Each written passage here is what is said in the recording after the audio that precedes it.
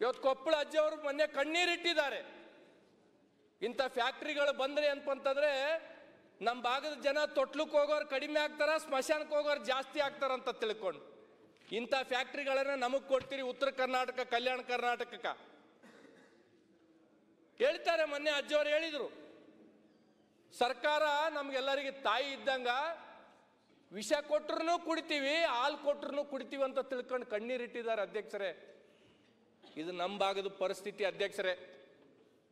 ಚಲೋ ಚಲೋ ಫ್ಯಾಕ್ಟ್ರಿಗಳೆಲ್ಲ ಈ ಕಡೆ, ವಿಷ ಗಾಳಿ ಅಂತಂದ್ರೆ ಅದರಲ್ಲಿಂದ ಬಂದೆ ಅಂತಂದ್ರೆ ಸಾವುಗಡ ಆಗ್ತಕ್ಕಂಥವೆಲ್ಲ ನಮ್ಮ ಉತ್ತರ ಕರ್ನಾಟಕ, ಕಲ್ಯಾಣ ಕರ್ನಾಟಕ. ಇದು ಯಾಕೆ ತಾರತಮ್ಯ? ಯಾರ ಮುಂದೆ ಹೇಳ್ಬೇಕು ಅಧ್ಯಕ್ಷರೇ? ನಾವು 80 ವರ್ಷದಾಗ ಗ್ಯಾರಂಟಿಗಳಿಂದ ಏನ್ಪತ್ತಂದ್ರೆ ನಮ್ಮ ಮಾನದಂಡ ಆಗಂಗಿಲ್ಲ ಅಂತ ನಮ್ಮ ಸೋದರು ಹೇಳಿದ್ದಾರೆ ನಿನ್ನೆ. ಅಧ್ಯಕ್ಷರೇ, ಗ್ಯಾರಂಟಿಗಳಿಂದ ಸರ್ಕಾರಗಳು ನಡೀತಾವ, ಗ್ಯಾರಂಟಿಗಳಿಂದ ಓಟ್ಗಳು ಬೀಳ್ತಾವಂತ ತಿಳ್ಕೊಂಡು ಇಲ್ಲಿ ಯಾರು ನಾವು ಅನ್ಕಂಗಿಲ್ಲ.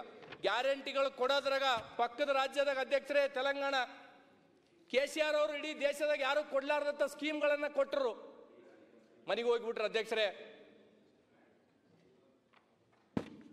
ಸರ್ಕಾರಗಳು, ಯಾವುದೇ ಸರ್ಕಾರಗಳು ಜನರಿಗೆ ಕೊಡ್ತಕ್ಕಂಥ ಕಾರ್ಯಕ್ರಮಗಳು, ಜನಪ್ರತಿನಿಧಿಗಳು ನಾವು ಕೊಡ್ತಕ್ಕಂಥ ಕಾರ್ಯಕ್ರಮಗಳು ಮುಂದಿನ ಎಲೆಕ್ಷನ್ಗಾಗಿರ್ಬಾರ್ದು ಅಧ್ಯಕ್ಷರೇ, ಮುಂದಿನ ಜನರೇಷನ್ಗಾಗಿರ್ಬೇಕು.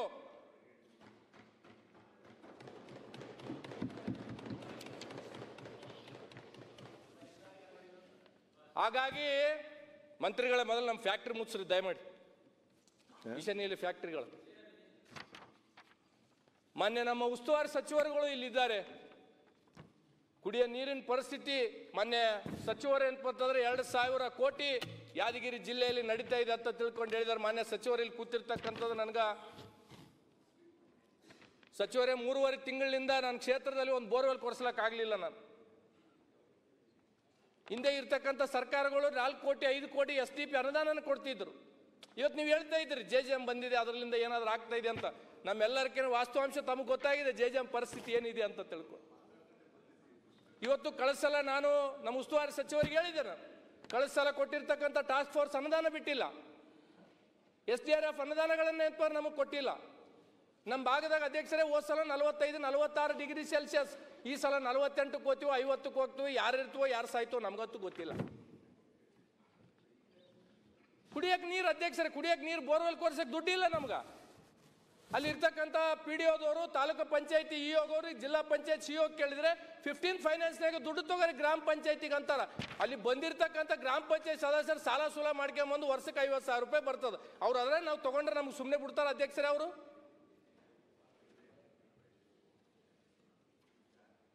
ಇದನ್ನ ದಯಮಾಡಿ ಸರ್ಕಾರ ನಮ್ಮ ಭಾಗದ ವಿಶೇಷವಾಗಿ ಕುಡಿಯಕ್ಕೆ ನೀರಿಂದು ಬಹಳ ತೊಂದರೆ ಆಗಿದೆ, ಗಂಭೀರವಾಗಿ ತಗೋಬೇಕು. ಈಗಾಗಲೇ ನಾವು ಅನೇಕ ವಿಷಯಗಳನ್ನು ಇದರ ಚರ್ಚೆನೂ ಮಾಡಿರ್ತಕ್ಕಂಥದ್ದಿದೆ.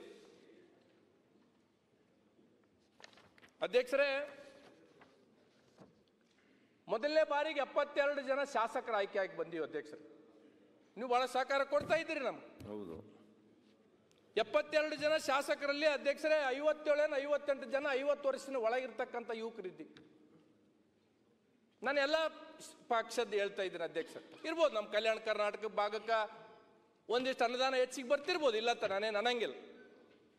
ಆದ್ರೆ ಬಹುತೇಕ ಜನ ಶಾಸಕರು ಏನಾಗಿದೆ, ನಾವು ಜನರ ಮಧ್ಯೆ ಇರಬೇಕು, ಜನರ ಮಧ್ಯೆ ಶಾಸಕರು ಆಯ್ಕೆಯಾಗಿ ಆ ಕಡೆ ಹೋಗ್ಯಾರ ಬರಬಾರ್ದಂತ ತಿಳ್ಕೊಂಡು ಏನಾಗಿದೆ ಅಧ್ಯಕ್ಷರೇ, ಕೆಲವು ಶಾಸಕರದು ಸಮವಸ್ತ್ರ ವಿತರಣೆ ಮಾಡಿದರೆ ಹೋಗಿ ನಾವು ಕೊಡ್ತಕ್ಕಂಥ ಪರಿಸ್ಥಿತಿ ಬಂದಿದೆ. ಹೊಸ ಶಾಸಕರು ಉದ್ಯೋಗ ಖಾತ್ರಿ ಕೆಲಸ 3 ಲಕ್ಷ 5 ಲಕ್ಷ ಮಾಡಿರ್ತಕ್ಕಂಥವು ಗುದ್ದಲಿ ಪೂಜೆ ಮಾಡಿ ಅಂತಂದ್ರೆ ಫೋಟೋ ತೆಗೆಸ್ಕೊಂಡು ನಾವು ಜನರ ಮಧ್ಯೆ ಇದ್ದೀವಂತ ದುಸ್ಥಿತಿ ಇವತ್ತು ಇಲ್ಲಿ ಬಂದಿರತಕ್ಕಂಥದ್ದು ಇದೆ ಅಧ್ಯಕ್ಷ.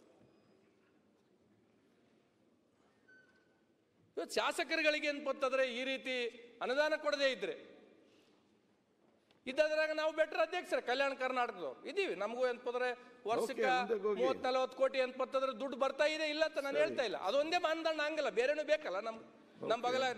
ನಮ್ಮ ಭಾಗದಾಗ ಅಭಿವೃದ್ಧಿ ಹೆಚ್ಚಿಕ್ಕಿನ ಅಧ್ಯಕ್ಷರೇ ಮಠ ಮಾನ್ಯಗಳಿಗೆ ದುಡ್ಡು ಭಾಳ ಕೇಳ್ತಾರ.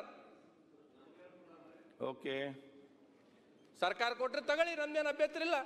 ಆಯ್ತು ಅಧ್ಯಕ್ಷರೇ, ಪ್ರತಿ ಸಲನೂ ನಾವು ಉತ್ತರ ಕರ್ನಾಟಕದವರು, ಕಲ್ಯಾಣ ಕರ್ನಾಟಕದವರು ನಮ್ಮ ಭೀಮಾ ಇರ್ಬೋದು, ಕೃಷ್ಣ ಇರ್ಬೋದು, ಆಲ್ಮಟ್ಟಿ ಇರ್ಬೋದು, ನಾವು ಬೇಡಿಕೆ ಹೇಳ್ಬೇಕು ಅಧ್ಯಕ್ಷರೇ, ನಮಗೆ ಅನುದಾನ ಕೊಡ್ರಿ ಅಂತ ತಿಳ್ಕೊಂಡು. ನಾವು ಸರ್ಕಾರಗಳು ಏನಂತಂದ್ರೆ ಬರಬೇಕಾದ್ರೆ ನಮ್ಮ ಉತ್ತರ ಕರ್ನಾಟಕ ಕೊಡುಗೆ ಏನಿಲ್ವಾ? ಪ್ರತಿ ಸರ್ಕಾರದಾಗ ಸ್ವತಂತ್ರ ಬಂದ ಮೇಲೆ ಪ್ರತಿ ಸರ್ಕಾರಗಳು ಬರಬೇಕಾಗಿತ್ತು ಅಂತಂದ್ರೆ ಉತ್ತರ ಕರ್ನಾಟಕದ್ದು ಬಹಳ ದೊಡ್ಡ ಪಾತ್ರ ಇರ್ತದೆ ಎಲ್ಲ ಪಕ್ಷದಲ್ಲಿ. ಇವತ್ತು ಭೀಮಾ ನದಿಗೆ ಅಂತಂದ್ರೆ ಬಚಾವತ್ ಆಯೋಗ ಆಗಿ 50 ವರ್ಷ ಆಯ್ತು ಅಧ್ಯಕ್ಷರೇ. ನಮಗೆ 15 TMC ನೀರು ಕೊಡಬೇಕು, 35 TMC ಮಹಾರಾಷ್ಟ್ರದವ್ರು ತಗೋಬೇಕಂತ 50 ವರ್ಷದಿಂದ ಆಯ್ತು. ಇವತ್ತು ನಮಗೆ ಕುಡಿಯಕ್ಕೆ ನೀರಿಲ್ಲ ಅಧ್ಯಕ್ಷರೇ. ಅದರ ಮೇಲೆ ನಾವು ಬಿಜಾಪುರ, ಕಲಬುರಗಿ, ಯಾದಗಿರಿಯವರು ಅದರ ಮೇಲೆ ಡಿಪೆಂಡ್ ಇದ್ದೀವಿ. ಬಹುಗ್ರಾಮ ಕುಡಿಯೋ ನೀರಿನ ಯೋಜನೆ ಅದನ್ನೇ, ಕೆರೆ ತುಂಬತಕ್ಕಂಥ ನೀರು ಅದರ ಮೇಲೆ. ಅದ್ರ ಬಗ್ಗೆ ಕಳಿಸರ್ತ ನೀರಾವರಿ ಮಂತ್ರಿಗಳು ಹೇಳಿದರು, ನಾನು ಒಂದು ಕಮಿಟಿನ ಮಾಡ್ತೀನಿ, ಮಾಡಿ ಕಳಿಸಿರ ಅಂತ. ಇಲ್ಲಿವರೆಗೂ ಕಳಿಸಿಲ್ಲ. ಪಾಪ ಅಲ್ಲಿರ್ತಕ್ಕಂಥ ಒಬ್ಬ ಹೋರಾಟಗಾರ ನಾಟ್ಯಕಾರ ಅಂತ ತಿಳ್ಕೊಂಡು ಭೀಮಾ ನದಿಗೆ ನೀರು ಬಿಡ್ಬೇಕಂತ ತಿಳ್ಕೊಂಡು ಉಪವಾಸ ಕುಂತರು. ಮನೆ ಯಶವಂತರೇಗೌಡರು ಅನ್ನೋರು ಇಲ್ಲ, ಅವರೇ ಹೋಗಿ ಅಂತಂದ್ರೆ ಮತ್ತೆ ಸಂಧಾನ ಮಾಡಿ ನೀರು ಅಂತಂದ್ರೆ ಬಿಡಿಸಿರ್ತಕ್ಕಂಥದ್ದಿದೆ. ಓಕೆ. ಹಾಗಾಗಿ ಅಧ್ಯಕ್ಷರೇ, ದಯಮಾಡಿ ನಮ್ಮ ಭಾಗಕ್ಕೆ, ಉತ್ತರ ಕರ್ನಾಟಕ ಭಾಗ ಕೃಷ್ಣಕ್ಕೆ ಅಂತಂತಾರೆ ಅನೇಕ ಜನ ಅಂತಂದ್ರೆ ಹೇಳ್ತಾ ಇದ್ದಾರೆ, ಮೇಲೆ ಏರಿಸಬೇಕು ಅಂತ ತಿಳ್ಕೊಂಡು. ಆಲ್ಮಟ್ಟಿದೆ ಅಂತಂದ್ರೆ ರೈತರಿಗೆ ಅಂತಂತಾರೆ ಅನುಕೂಲ ಕೊಡ್ಬೇಕಂತ ತಿಳ್ಕೊಂಡು. ಅಧ್ಯಕ್ಷರೇ, ನಾನು ಒಂದನ್ನೇ ಹೇಳ್ಬೇಕಾಗ್ತದ, ಸರ್ಕಾರಗಳು ಸ್ವತಂತ್ರ ಬಂದ ಮೇಲೆ ನಮ್ಮ ಭಾಗಕ್ಕೆ ಏನಾದರೂ ಒಳ್ಳೆ ಕೊಡುಗೆಗಳು ನೀರಾವರಿಗೆ ಕೊಟ್ಟಿದ್ರೆ ಅದು ಮಾನ್ಯ ದೇವೇಗೌಡರು ಮಾತ್ರ. ಯಾಕಂತಂದ್ರೆ ಉದಾಹರಣೆನೇ ಹೇಳ್ಬೇಕಾಗ್ತದೆ ನಾನು. ಇವತ್ತು ಅವ್ರು ಕೊಟ್ಟಿರ್ತಕ್ಕಂಥ ಕಾರ್ಯಕ್ರಮಕ್ಕೆ ರಾಯಚೂರು, ಬಿಜಾಪುರದಾಗ ದೇವೇಗೌಡ ಪುಣ್ಯಾತ್ಮನ ಮೂರ್ತಿ ಮಾಡ್ಯಾರ. ಅಂತ ಮೂರ್ತಿ ಮಾಡ್ತಕ್ಕಂಥ ಕೆಲಸ ಮಾನ್ಯ ಸಿದ್ದರಾಮಯ್ಯ ಅವ್ರು ಮಾಡ್ಬೇಕಂತ ತಿಳ್ಕೊಂಡು ನಾನು ಮನವಿ ಮಾಡ್ಬೇಕಾಗ್ತದೆ. ಯಾಕಂತಂದ್ರೆ ಇವತ್ತು ಅನೇಕ ಉತ್ತರ ಕರ್ನಾಟಕದಿಂದ 90 ಕ್ಷೇತ್ರದಾಗ ಬಹುತೇಕ ಕಾಂಗ್ರೆಸ್ಸಿಗೆ ಅಂತ ಅವಕಾಶ ಕೊಟ್ಟಿರ್ತಕ್ಕಂಥದ್ದು ಅದು ಸಿದ್ದರಾಮಯ್ಯ ಅವ್ರಿಗೋಸ್ಕರ. ನಮ್ಮ ಜಿಲ್ಲೆದಾಗ 3 ಜನ ಕಾಂಗ್ರೆಸ್ ಶಾಸಕರಿದ್ದಾರೆ. ಸರ್ಕಾರಗಳಿದ್ದ ಕೆಲಸ ಮಾಡ್ಬೇಕಾಗ್ತದ. ನಾವು ಕುಡಿಯಕ್ಕೆ ನೀರಿಗಾಗಿ ಬೇಡಿಕೆ ಬೇಕು, ಉದ್ಯೋಗಗಳಿಗೆ ಬೇಡಿಕೆ ಬೇಕು, ನಮ್ಮ ಭೂಮಿಗೆ ನೀರು ಬರ್ಬೇಕಾಗಿದ್ರೆ ಬೇಡಿಕೆ ಬೇಕು ಅಂತಂದ್ರೆ ನಮ್ದೇನು ನಾವೇನು ಪಾಪ ಮಾಡೀವಿ ನಮ್ಮ ಭಾಗದವರು? ಪ್ರತಿ ಸಲ ನಾವು ಸಭೆದಾಗ ಯಾವ್ಯಾವ ಅಧಿವೇಶನದಾಗ ಬರ್ತೀವಿ, ಕೃಷ್ಣ ಕೇಳಬೇಕು, ಭೀಮಾ ಕೇಳಬೇಕು, ಆಲ್ಮಟ್ಟಿ ಕೇಳಬೇಕು. ಇದೇನಿದು ನಮ್ಮ ಪರಿಸ್ಥಿತಿ ಇದು? ಓಕೆ. ಎಲ್ಲ ಡ್ಯಾಮ್ಗಳು ಇಟ್ಕೊಂಡು ಮೊನ್ನೆ ತೆಲಂಗಾಣದಾಗ ಒಂದು ಕಾರ್ಯಕ್ರಮಕ್ಕೆ ಹೋಗಿದ್ದು, ನಮ್ಮ ಮಂತ್ರಿಗಳು ಬರಲಿಲ್ಲ, ಸ್ವಲ್ಪ ಆರೋಗ್ಯ ಸರಿ ಇಲ್ಲ ಅಂತ ತಿಳ್ಕೊಂಡು. ತೆಲಂಗಾಣದಾಗ ಏನಪ್ಪಂತಂದ್ರೆ ನಮ್ಮ ಮುಖ್ಯಮಂತ್ರಿಗಳನ್ನ, ಉಪಮುಖ್ಯಮಂತ್ರಿಗಳನ್ನ ವರ್ಣನೆ ಮಾಡಿದ್ರು. ಕೃಷ್ಣಾ ನದಿ ನೀರು ಬಿಟ್ಟಾರ ಅಂತ ತಿಳ್ಕೊಂಡು ನಮಗೆ ಕುಡಿಯಕ್ಕೆ ನೀರಿಲ್ಲ ಅಂತ ನಾವು ಸಾಯ್ಲಕತ್ತೀವಿ ಇಲ್ಲಿ. ಯಾರ ಮುಂದೆ ಹೇಳ್ಬೇಕು, ಏನ್ ಹೇಳ್ಬೇಕು ನಮ್ಗೇನು ಗೊತ್ತಾಗೋಲ್ದಾಗ ಅಧ್ಯಕ್ಷರೇ. ಹಾಗಾಗಿ ಅಧ್ಯಕ್ಷರೇ, ಬಹಳ ಸಮಯ ತಗಂಗಿಲ್ಲ. ತರೀಕೆರೆ ಶ್ರೀನಿವಾಸ್ ಅಧ್ಯಕ್ಷರೇ, ದಯಮಾಡಿ ನಿಲ್ಬೇಕು. ನಿನ್ನೆ BR ಪಾಟೀಲ್ ಅವ್ರೆ ಅಂತಂದ್ರೆ 1 ನಿಮಿಷ ಸರ್, ದಯಮಾಡಿ 2 ನಿಮಿಷ ಇಲ್ಲ 3 ನಿಮಿಷ. ರಾತ್ರಿ 10:30 ತನಕ ಕುಂತೀನಿ ಸರ್, ಬೆಳಗ್ಗೆ 8:45ಕ್ಕೆ ಬಂದಿನಿ ಸರ್. ಹಾಗಾಗಿ ನಿಮ್ಗೆ ಮಧ್ಯಾಹ್ನ ನಂತರ ಅಧ್ಯಕ್ಷರೇ, ನಿನ್ನೆ BR ಪಾಟೀಲ್ ಕಾಕ ಅವರು ನಿನ್ನೆ 3 ಗಂಟೆ ಕೇಳಿದಲ್ಲ ನೀವು?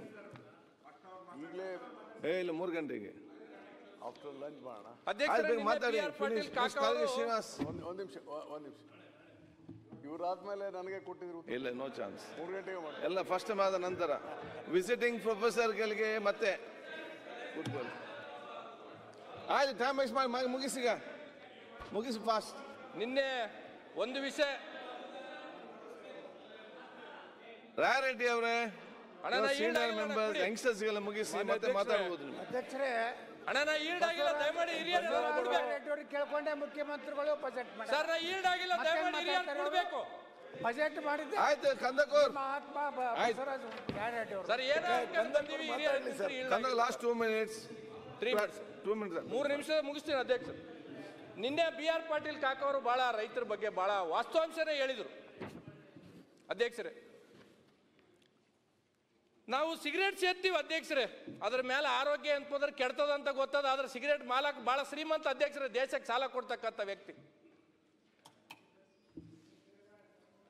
ವಿಸ್ಕಿ ಅಂತಂದ್ರೆ ಮಾರಾಟ ಮಾಡ್ತಕ್ಕಂಥವ್ರು ಶ್ರೀಮಂತ ಅಧ್ಯಕ್ಷರೇ.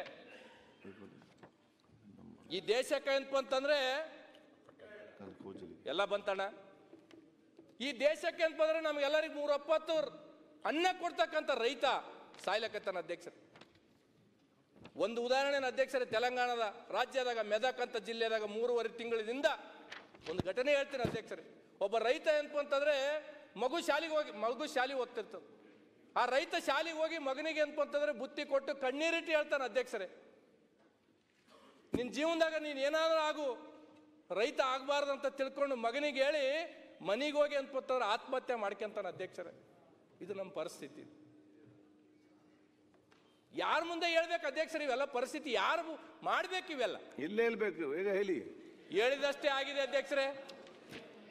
ಮೊನ್ನೆ ಮುಖ್ಯಮಂತ್ರಿಗಳು ಏನಂತಂದ್ರೆ ಹೇಳ್ತಿದ್ರು 143 ಕೋಟಿ ಜನಸಂಖ್ಯೆ ದೇಶದಲ್ಲಿದೆ, 100 ಕೋಟಿಗೂ ಹೆಚ್ಚು ಜನ ಯಾವುದು ಬೈ ಮಾಡಲಾರ್ದಂತ, ನಾವೇನು ಏನಂತಂದ್ರೆ ತಗೊಲಾರ್ದಂಥ ಪರಿಸ್ಥಿತಿ ಇರ್ತಕ್ಕಂಥದ್ದು ಇದೆ ಅಂತ ತಿಳ್ಕೊಂಡು 80 ವರ್ಷದಾಗ 70 ವರ್ಷ ಒಂದೇ ಪಕ್ಷದವ್ರು ಆಳ್ವಿಕೆ ಮಾಡಿದ್ರು ಅಧ್ಯಕ್ಷರೇ. ಇದಕ್ಕೆ ಅವ್ರ ಕಾರಣನ 10 ವರ್ಷ ಬಂದಿರತಕ್ಕಂಥ ಅವ್ರ ಮೋದಿ ಕಾರಣ. ಈಗ ರಾಜ್ಯಕ್ಕೆ ಮಾತ್ರ ಟೈಮ್ ಇಲ್ಲ, ನೀವು ರಾಜ್ಯಕ್ಕೆ ಮಾತಾಡಿ ನಾವೇನ್ ಮಾಡಿದಿಲ್ಲ. ಜನರ ಸಮಸ್ಯೆ ಸರ್, ಎಲ್ಲರೂ ರಾಜಕೀಯ ಮಾತಾಡಿದ್ದಾರೆ. ಆಯ್ತು, ಟೈಮ್ ಬೇಕಲ್ಲ. ಈ ದೇಶದಾಗ ಯಾರು ಮಾಡ್ಲಾರ್ದಷ್ಟು ಸಾಲ ಮೋದಿ ಅವರು ಮಾಡಿದ್ರು ಅಂತ ಹೇಳಿದ್ರು. ಹೌದಪ್ಪ, ಚೆನ್ನಾಗಿ ಮಾತಾಡಿ, ಟೈಮ್ ಬೇಕಲ್ಲ ಇಲ್ಲಿ ಸರ್. ಓಕೆ ಸರ್, ನಾನು ಯಾವ್ದು ರಾಜಕೀಯ ಒಂದನ್ನ ನಿಮ್ಗೆ ಜಾಸ್ತಿ ಮಾತಾಡ್ಲಿಕ್ಕಿದೆ, ಮಧ್ಯಾಹ್ನದ ಟೈಮ್ ಕೊಡ್ತೇನೆ. ಒಂದು ವಿಷಯನ ಏನಂತಂದ್ರೆ ಹೇಳ್ತೀನಿ. ತಾವು ಅವಕಾಶ ಕೊಟ್ಟರಾಗ ನಾನೆಲ್ಲ ಭಾಳ ಚಂದ ಮಾತಾಡಿದ್ದೀನಿ ಅಂತ ಅನ್ಕೊಂಡಿದ್ದೀನಿ.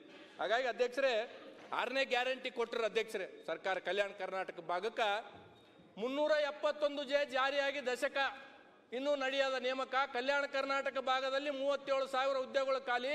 ಕಲಬುರಗಿಯಲ್ಲಿ ಸಿದ್ದರಾಮಯ್ಯ 2 ಕ್ಯಾಬಿನೆಟ್ ನಡೆದರು, ಭರ್ತಿ ಆಗದ ಹುದ್ದೆಗಳು.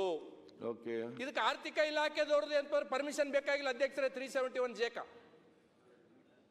ಈ ಭಾಗಕ್ಕೆ ಏನಪ್ಪ ಆರ್ಥಿಕ ಇಲಾಖೆದವ್ರದ್ದು ಬೇಕು, ನಮ್ಗೆ ಯಾವುದು ಬೇಕಾಗಿಲ್ಲ. 2 ಕ್ಯಾಬಿನೆಟ್ ಸಿದ್ದರಾಮಯ್ಯ 2013ರಿಂದ 18 ಇರುವ ಕ್ಯಾಬಿನೆಟ್ನಾಗರು ಭರ್ತಿಗೆ ಎಂತಂದ್ರೆ ಮಾಡಿದ್ರು. ಮೊನ್ನೆ 2024ರಾಗ ಕ್ಯಾಬಿನೆಟ್ ಮಾಡಿದ್ರು, ಭರ್ತಿಗೆ ಎಂತಂದ್ರೆ ಮಾಡಿದ್ದಾರೆ, ಇನ್ನು ಯಾವುದು ಆಗಿಲ್ಲ. ಒಂದು ವಿಷಯನ ಕೊನೆಗೆ ಹೇಳಿ ಮುಗಿಸ್ತೀನಿ ಅಧ್ಯಕ್ಷರೇ. ಒಂದನ್ನ ತಾವು ಪ್ರಸ್ತಾಪ ಮಾಡಿರ್ತಕ್ಕಂಥದ್ದು ಒಂದು ಹೇಳಿ ಅಂತಂದ್ರೆ ಕೊನೆಗೆ ನಾನು ಮುಗಿಸ್ತಕ್ಕಂಥ ಕೆಲಸ ಮಾಡ್ತೀನಿ ಅಧ್ಯಕ್ಷರೇ. ಒಂದನ್ನ ನಾನು ಮಾನ್ಯ ಮುಖ್ಯಮಂತ್ರಿಗಳು ಇನ್ನೂ 3 ವರ್ಷ ಮಾಡಬೇಕು, ಉತ್ತರ ಕರ್ನಾಟಕ ಪ್ರತ್ಯೇಕ ಪ್ರಾಜೆಕ್ಟ್ ಮಾಡಬೇಕಂತ ತಿಳ್ಕೊಂಡು ನಾನು ವೈಯಕ್ತಿಕ ಅಭಿಪ್ರಾಯನ ಮಂಡಿಸ್ತಾ, ತಾವು ಮಂಗಳೂರು ಇರ್ಲಣ್ಣ ಸುಮ್ಮನಿರು, ತಾವು ಮಂಗಳೂರಲ್ಲಿ ಅಂಬೇಡ್ಕರ್ ಸರ್ಕಲ್ನ ಅಂತ ತಿಳ್ಕೊಂಡು ಹೇಳಿದ್ರು ಅಧ್ಯಕ್ಷರೇ. 50 ವರ್ಷ ಒಂದು ಪಕ್ಷದವರು ನನಗೆ ಗುರುಮಿಟ್ಕಲ್ ಮತಕ್ಷೇತ್ರದಲ್ಲಿ ಆಳ್ವಿಕೆ ಮಾಡಿದ್ರು, ಒಬ್ಬರು ಅಂಬೇಡ್ಕರ್ ಮೂರ್ತಿ ಮಾಡಲಿಲ್ಲ ಅಧ್ಯಕ್ಷರೇ. ಇವತ್ತು ಬಾಬು ಜಗಜೀವನ್ ರಾಮದು ಅಂಬೇಡ್ಕರ್ ಮೂರ್ತಿ ಅಂತಂದ್ರೆ ಇಬ್ಬರನ್ನ ಏನಂತಂದ್ರೆ ನಿಲ್ಸಿರ್ತಕ್ಕಂಥದ್ದಿದೆ ಅಧ್ಯಕ್ಷರು. ಹಾಗಾಗಿ ಅಧ್ಯಕ್ಷರೇ, ಅವಕಾಶ ಕೊಟ್ಟಿರಿ, ಇನ್ನೂ ಸ್ವಲ್ಪ ಮಾತಾಡೋದಿದೆ. ತೊಗರಿ ಬಗ್ಗೆ ಅಂತಂದ್ರೆ ರೈತರು ಬಹಳ ಸಂಕಷ್ಟದಲ್ಲಿದ್ದಾರೆ. ಮತ್ತೊಮ್ಮೆ ಮಂತ್ರಿಗಳಿಗೆ ಹೇಳ್ತಕ್ಕಂಥದ್ದು, ನಮ್ಮ ಜಿಲ್ಲೆ ನಮ್ಮ ಕ್ಷೇತ್ರದಾಗ ಕುಡಿಯೋಕೆ ನೀರುಗಳಿಗೆ ಬೋರಿಂಗ್ ಕೊಡ್ಬೇಕಂತೇಳಿ ಮತ್ತೊಮ್ಮೆ ಅವಕಾಶ ಕೊಟ್ಟದಕ್ಕೆ ಮಾನ್ಯ ಅಧ್ಯಕ್ಷರಿಗೆ ತುಂಬ ಹೃದಯ ಧನ್ಯವಾದ.